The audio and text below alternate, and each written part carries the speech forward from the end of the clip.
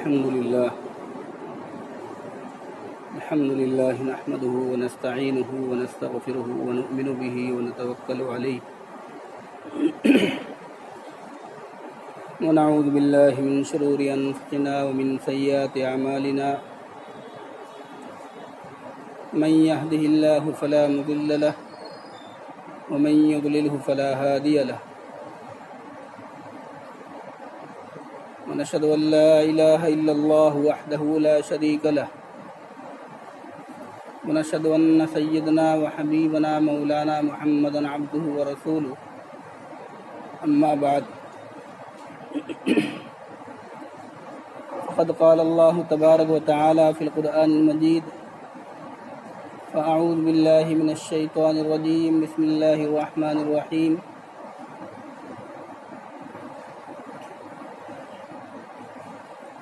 لن ينال الله لحومها ولا دماؤها ولكن يناله التقوى منكم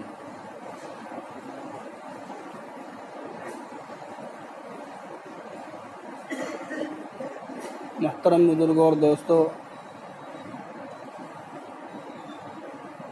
گزشتہ ہفتے جو بات چل رہی تھی وہ یہ تھی کہ ان 10 دنوں میں عبادت کی کیا فضیلت ہے۔ جو 10 دن آج کل ہمارے چل رہے ہیں ان کی فضیلت کا بیان گزشتہ ہفتے آیا تھا، جس میں یہ بات بھی آئی تھی کہ ہر دن روزہ رکھنے کا جو ثواب ہے وہ 1 سال کے روزوں کے برابر ہے، اور 9 ذی الحج یعنی یوم عرفہ کا جو روزہ ہے اس میں 2 طرح کا ثواب ہے۔ ایک تو 1 سال کے روزوں کا ثواب، دوسرا جو ہے وہ 1 سال کے اگلے گناہ اور 1 سال کے پچھلے گناہ یہ معاف ہو جاتے ہیں۔ یہ 2 طرح کا ثواب جو ہے وہ 9 ذی الحج کا ہے، یعنی عید سے پہلے والا دن اگر روزہ رکھتے ہیں۔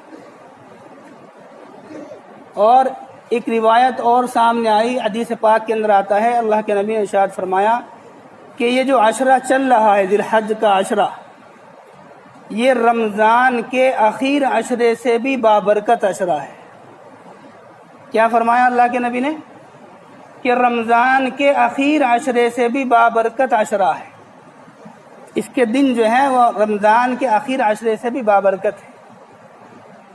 اب ہم اندازہ کریں کہ ہمارا عشرہ یہ کیسا گزر رہا ہے اور کیسا گزرنا چاہیے تھا۔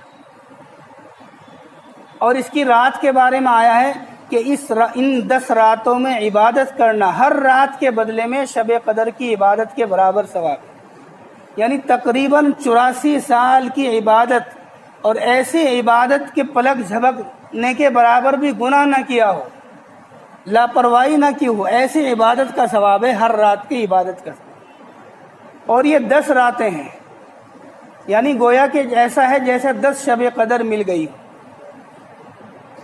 لیکن ایمانداری سے بتاؤ، کسی نے اس کی قدردانی کی؟ کوئی رات کو جاگتا ہے 11-12 تک کوئی عبادت کرتا ہے؟ کوئی نہیں ہے۔ اتنی بڑی فضیلت اور اتنے بابرکت دن چل رہے ہیں، اتنی بابرکت راتیں چل رہی ہیں، اتنی بابرکت، اور ہمیں کوئی پرواہ نہیں ہے۔ تو ان کی جو دن بچے ہوئے ہیں، ابھی 5 دن باقی ہیں، 5 راتیں باقی ہیں بھی، تو ان کی قدردانی ہمیں کرنی ہے۔ دن میں روزہ رکھیں، اگر پورے نہ رکھ سکیں کم سے کم جو ہے یوم عرفہ کا روزہ ضرور رکھیں، اور رات کو عبادت ضرور کریں، پوری رات نہ کریں تو کم سے کم 1-2 گھنٹہ ضرور کریں، اور صلاۃ التوبہ ضرور پڑھیں اور اللہ سے معافی مانگیں۔ میں نے جو آیت پڑھی ہے اس کے اندر اللہ تبارک و تعالی ارشاد فرما رہے ہیں لن ینال اللہ لحومها ولا دماؤها، کہ جو جانور تم ذبح کرتے ہو اللہ کے نام پر، جو تم قربانی کرتے ہو اللہ کے نام پر، اللہ تبارک و تعالی کو نہ تو اس کا گوشت پہنچتا ہے اور نہ اس کا خون پہنچتا ہے، وَلَٰكِن يَنَالُهُ التَّقْوَىٰ مِنْكُمْ، لیکن اللہ تبارک و تعالیٰ کو تمہاری نیت پہنچتی ہے،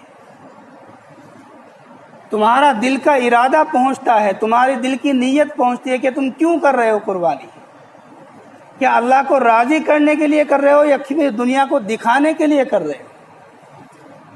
اللہ کو راضی کرنا مقصد ہے یا پھر گوشت کھانا مقصد ہے؟ تو نیت جو ہے ہر عمل کی جڑ ہے۔ یہ تو قربانی کا مسئلہ ہے، کوئی بھی عبادت لے لیجئے، اس کے اندر نیت کا بڑا اہم کردار ہے۔ صحیح نیت کے ساتھ تھوڑی عبادت بھی زیادہ ہو جاتی ہے، اور غلط نیت کے ساتھ پہاڑوں کے برابر بھی آپ عبادت کر لیں، ہزاروں جانور قربان کر دیں اور لاکھوں لاکھوں روپے کے جانور لے کر قربان کر دیں، مگر اگر آپ کی نیت ریاکاری کی ہے، دنیا کو دکھلاوے کی ہے، اور میرا نام روشن ہو جائے، اخباروں میں میرا نام آ جائے کہ اتنے لاکھ کا جو ہے وہ بکرا اس نے ذبح کیا ہے، یہ ساری کی ساری چیزیں جو ہیں وہ دکھاوے کی، تو یہ سب کا سب جو ہے وہ بیکار ہو جاتا ہے اگر ہماری نیت صحیح نہیں ہے۔ ہم قربانی کیوں کرتے ہیں؟ صحابہ نے معلوم کیا اللہ کے نبی سے، یا رسول اللہ ہم قربانی کیوں کرتے ہیں؟ اللہ کے نبی نے ارشاد فرمایا کہ یہ تمہارے دادا حضرت ابراہیم علیہ السلام کا طریقہ ہے، ان کی سنت ہے۔ حضرت ابراہیم علیہ السلام نے جو خواب دیکھا تھا، بار بار اس خواب کو دیکھا تو آپ نے اپنے بیٹے سے کہا تھا انی اذبحک فانظر ماذا تری، کہ میرے بیٹے یا بنی انی اذبحک، کہ میرے بیٹے میں تم کو ذبح کر رہا ہوں خواب میں، فانظر ماذا تری، تیری کیا رائے ہے؟ قال ابت افعل ما تؤمر، بیٹے نے کیا کہا کہ آپ کو جو حکم دیا گیا ہے وہ کر گزریے، میں اس کام کے لیے تیار ہوں۔ ستجدنی انشاءاللہ من الصابرین، انشاءاللہ آپ مجھے صبر کرنے والوں میں پائیں گے۔ تو یہ جو قربانی ہے اصل میں اپنے بیٹے کی قربانی ہے۔ اب اس درجے کا تو ایمان ہمارا ہے نہیں، اس لیے اللہ تبارک و تعالیٰ کا اللہ کے نبی نے ارشاد فرمایا کہ جانور کی قربانی کرنا اور صحیح نیت کے ساتھ کرنا، انشاءاللہ اللہ کی ذات سے امید ہے کہ ہمیں وہی ثواب ملے گا جیسا کہ بیٹے کو ذبح کرنے کا ثواب ملتا ہے۔ اگر دل کے اندر یہ جذبہ ہونا چاہیے کہ اگر میرے اللہ کا یہ حکم آ جائے میرے لیے کہ اپنے بیٹے کو میرے نام پر ذبح کر دو، تو میں اپنے بیٹے کو اللہ کے نام پر ذبح کر دوں گا، یہ جذبہ ہمارے اندر ہونا چاہیے۔ اس جذبے کے ساتھ ہم جانور قربان کریں گے تو انشاءاللہ وہی ثواب ملے گا جو بیٹے کو قربانی کرنے کا ثواب۔ پھر صحابہ نے معلوم کیا کہ اللہ کے نبی اس میں ہمیں ملے گا کیا؟ اللہ کے نبی نے ارشاد فرمایا کہ ہر بال کے بدلے میں ایک نیکی ہے۔ کیا ہے بھائی؟ ہر بال کے بدلے میں ایک نیکی ہے۔ پھر صحابہ نے معلوم کیا کہ اگر کسی جانور جیسا کہ دمبا ہوتا ہے، کسی جانور کے بدن پر اون ہو، حالانکہ اون تو بہت زیادہ ہوتی ہے، بھرا ہوا تو ہوتا ہے بدن، کروڑوں اربوں خربوں بال ہوتے ہیں، تو اللہ کے نبی نے ارشاد فرمایا کہ اون میں بھی ہر بال کے بدلے میں ایک نیکی کا ثواب ہے، ہر بال کے بدلے میں ایک نیکی ہے۔ تو یہ تو ہے دنیا کے اندر، اور حدیث پاک کے اندر آتا ہے کہ جب آدمی صحیح نیت کے ساتھ قربانی کرتا ہے تو قربانی کا خون زمین پر گرنے سے پہلے اللہ کے دربار میں قبول ہو جاتا ہے۔ اتنا اونچا عمل ہے کہ قربانی کا خون جو ہے وہ زمین پر گرنے سے پہلے اللہ کے دربار میں قبول ہو جاتا ہے۔ یہ ہے قربانی، اور اس لیے ہم قربانی کرتے ہیں۔ یہ دنیا میں ہمیں بتلایا گیا، آخرت کے اندر ہمیں کیا ملے گا؟ آخرت کے اندر یہ ہماری سواری بننے والی ہے، اس لیے ہم جیسا جانور قربانی میں لائیں گے ویسی ہی ہماری سواری ہوگی۔ جب لمبا سفر ہوتا ہے تو سواری جو ہے جاندار ہونی چاہیے، سفر چھوٹا ہے تو سواری ہلکی بھی چل جاتی ہے۔ اب سفر جو ہے وہ آخرت کا ہے، جنتوں کا ہے، اور پل صراط کے اوپر سے گزرنے کا ہے، تو اسی اعتبار سے جب قربانی کا جانور ہوگا اسی اعتبار سے ہماری سواری ہوگی۔ اور حدیث کے اندر آتا ہے کہ قیامت کے دن وہ چیزیں جو تم نے استعمال بھی نہیں کی، کھر، ناخون، ہڈیاں اور اسی طرح کوئی بھی چیز جس کو ہم بیکار سمجھ کر پھینک دیتے ہیں، قیامت کے دن یہ ہمارے اعمال نامے میں گوشت کے ساتھ سب تولی جائے گی۔ اور حدیث کے اندر آتا ہے کہ 70 گنا بڑھا کر دیا جائے گا ثواب، وزن جو ہے وہ 70 گنا بڑھا دیا جائے گا اللہ کی طرف سے۔ یہ ہے قربانی۔ اور نہ کرنے کا کیا گناہ ہے؟ مثال کے طور سے کوئی آدمی کسی سے ناراض ہو جائے تو کیا کہتا ہے؟ بھائی میں تیرے گھر نہیں آؤں گا۔ ناراضگی میں کیا کہتا ہے؟ میں تیرے گھر نہیں آؤں گا۔ اور بہت زیادہ ناراض ہو جائے تو کیا کہتا ہے؟ کہ میرے گھر قدم نہیں رکھنا۔ یہی کہتا ہے نا، میرے گھر میں قدم نہیں رکھنا۔ اللہ کے نبی کیا کہہ رہے ہیں کہ جو وسعت کے باوجود، جو 20-22 ہزار روپے کے مالک ہونے کے باوجود قربانی نہ کرے، وہ ہماری عیدگاہ کے قریب بھی نہ پھٹکے۔ کیا کہہ رہے ہیں؟ کہ ہماری عیدگاہ کے قریب بھی نہ آئے وہ آدمی جو وسعت کے باوجود 20-22 ہزار روپے کا مالک ہونے کے باوجود جو ہے قربانی نہ کرے۔ اتنے ناراض ہیں، یعنی ناراضگی کی انتہا ہے۔ اب ہم خود اندازہ کریں کہ ہمیں قربانی کرنی ہے نہیں۔ اللہ کے نبی کی ناراضگی کون ہے جو مول لے سکتا ہے؟ کون ہے جو اتنی ہمت کر سکتا ہے؟ مگر کرتے ہیں پھر بھی۔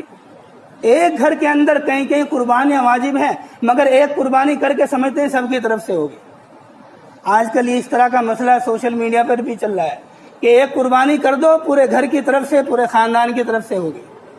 بعض کہہ رہے ہیں کہ لاک ڈاؤن کا دور ہے، لوگ پریشان ہیں، قربانی نہ کر اس مال کو اور اس پیسے کو صدقہ کر دیا جائے تو زیادہ ثواب ہے۔ یہ ساری کی ساری باتیں جو ہیں وہ بالکل غلط ہیں۔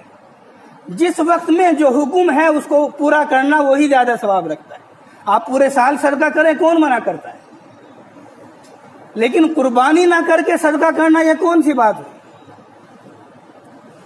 حدیث کے اندر آتا ہے کہ اللہ تبارک و تعالیٰ کو ان 3 دنوں میں سب سے زیادہ محبوب عمل جو ہے وہ خون کا بہانا ہے۔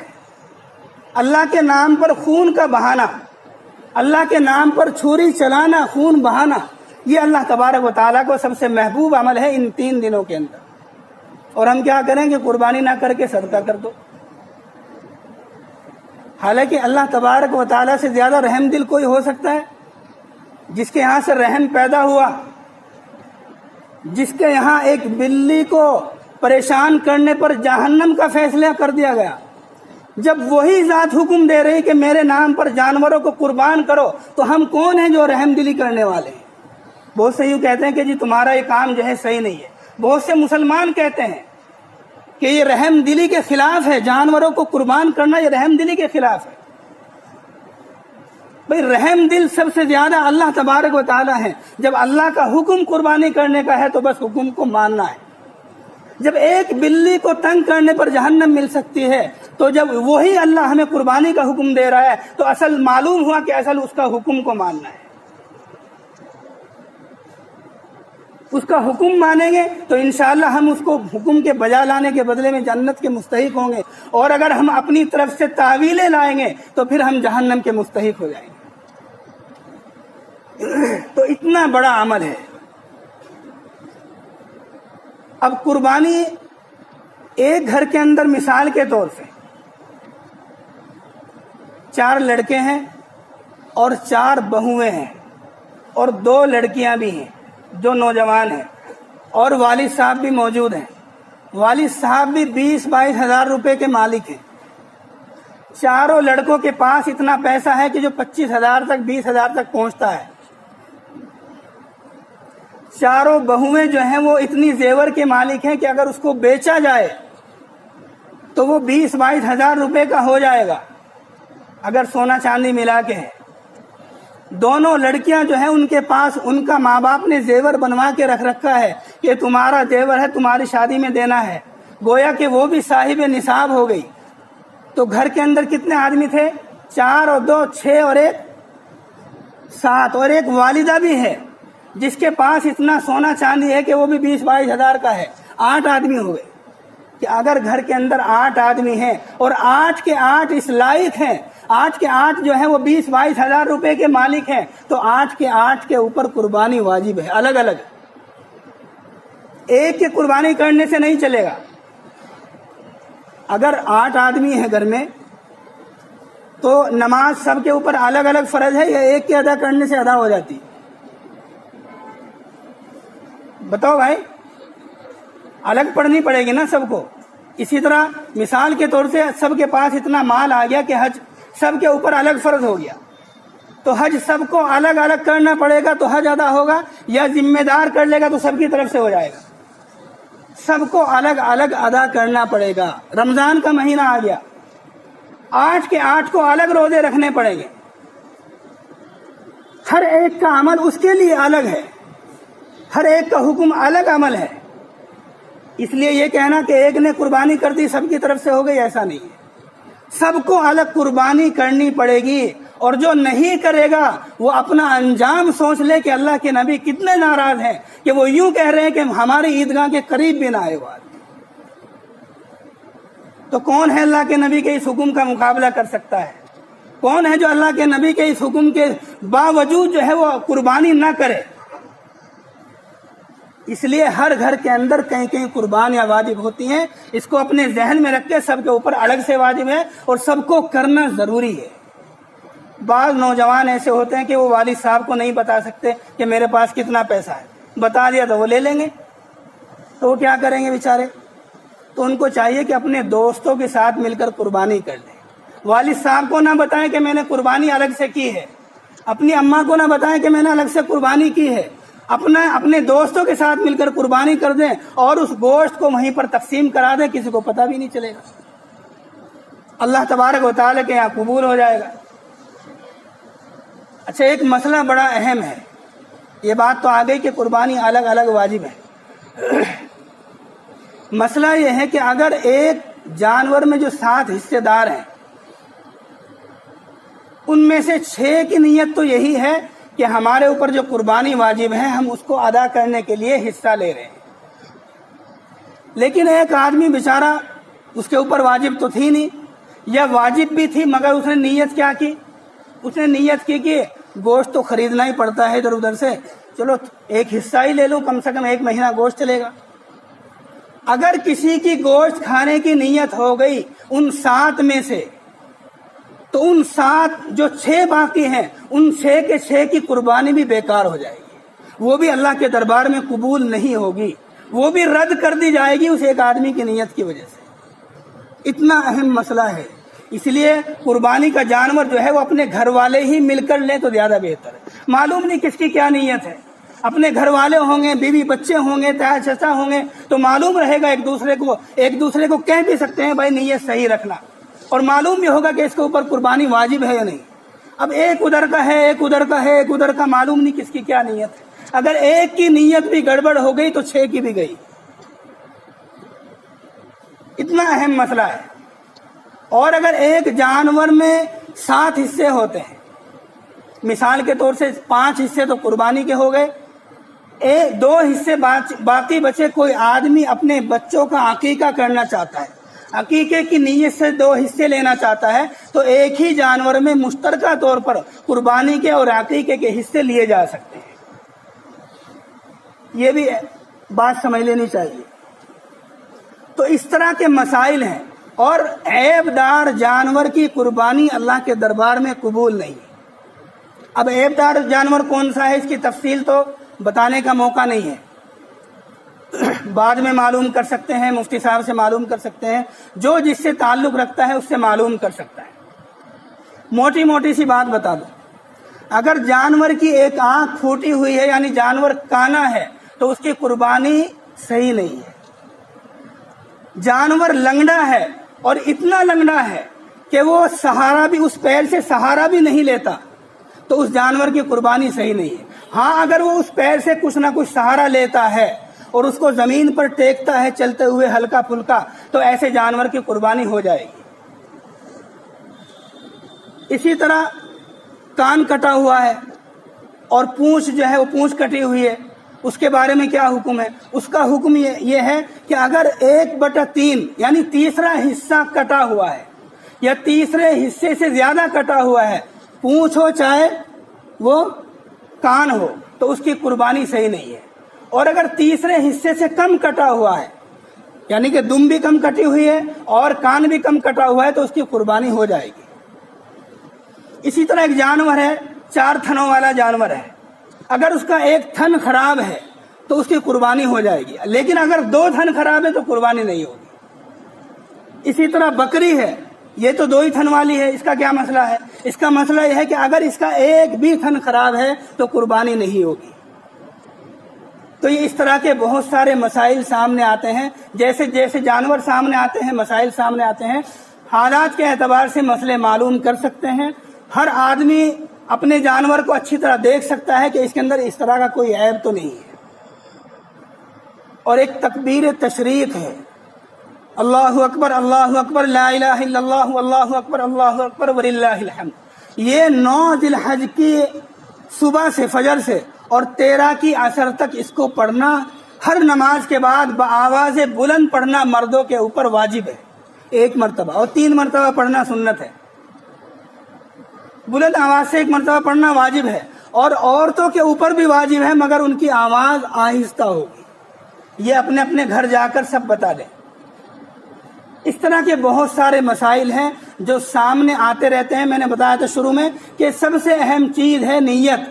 اللہ کہہ رہے ہیں لن ینال اللہ لحومها ولا دماؤها ولکن ینالہ التقوی منکم، کہ نہ تمہارا گوشت پہنچتا مجھے، نہ تمہارا خون پہنچتا جو تم قربانی کرتے ہو، بلکہ تمہاری نیت پہنچتی ہے کہ تمہاری نیت کیا تھی۔ ہر آدمی اپنی نیت کو درست رکھے، ہر گھر کے اندر جتنی قربانیاں واجب ہیں اتنی قربانیاں کرے، بلکہ اس سے بڑھ کر کرنی چاہیے۔ حدیث کے اندر یہاں تک آیا ہے کہ جس کے پاس وسعت نہیں ہے اس کو بھی چاہیے کہ قرضہ لے کر قربانی کر دے اللہ کے نام پر، انشاءاللہ وہ رائے گا اور بیکار نہیں جائے گا۔ بلکہ اللہ کے نبی کا بھی حق ہے، اور ہمارے والدین، دادا دادی، نانا نانی جو گزر گئے وہ بھی انتظار میں رہتے ہیں کہ میرا بیٹا اور میرا پوتا، میرا نواسا میرے لیے کچھ بھیجتا ہے نہیں بھیجتا۔ اس لیے جو گھر کے اندر مثال کے طور سے 5 قربانی واجب ہے، 5 کے علاوہ 1 قربانی لے لیں، کم سے کم 1 قربانی نفلی کر لیں، اور نفلی کر کر اس کا ثواب اللہ کے نبی کو پہنچائیں، اپنے دادا دادی، نانا نانی کو پہنچا دیں، جتنے چاہے پہنچا دیں۔ اور اگر اللہ کے نبی کی الگ سے قربانی کرے تو بہت اچھا ہے، اور والدین دادا دادی کی الگ الگ قربانی کرے تو یہ بھی بہت اچھا ہے۔ جتنی زیادہ قربانی ہوگی اتنا ہی زیادہ بہتر عمل ہو جائے گا۔ لیکن اگر زیادہ نہیں کر سکتے، کم سے کم آخری درجہ یہ ہے کہ ہم 1 قربانی نفلی ضرور کریں، واجب ادا کرنے کے بعد 1 قربانی نفلی کریں، اس میں اللہ کے نبی کو ثواب پہنچائیں اور اپنے رشتہ داروں کو ثواب پہنچائیں، انشاءاللہ سب کو برابر ثواب پہنچے گا۔ اللہ کے نبی پوری امت کی طرف سے قربانی کیا کرتے تھے، پوری امت کی طرف سے آپ قربانی کرتے تھے، تو امت کی بھی ذمہ داری بنتی ہے کہ وہ بھی اللہ کے نبی کو قربانی کر کر ثواب پہنچائے۔ اللہ تبارک و تعالی، بہت ساری باتیں ایسی ہوں گی جو ابھی رہ گئی ہوں گی، اس لیے اپنے حالات کے اعتبار سے معلوم کر سکتے ہیں بعد میں بھی۔ اللہ تبارک و تعالی عمل کی توفیق نصیب فرمائے۔ وآخر دعوانا الحمدللہ۔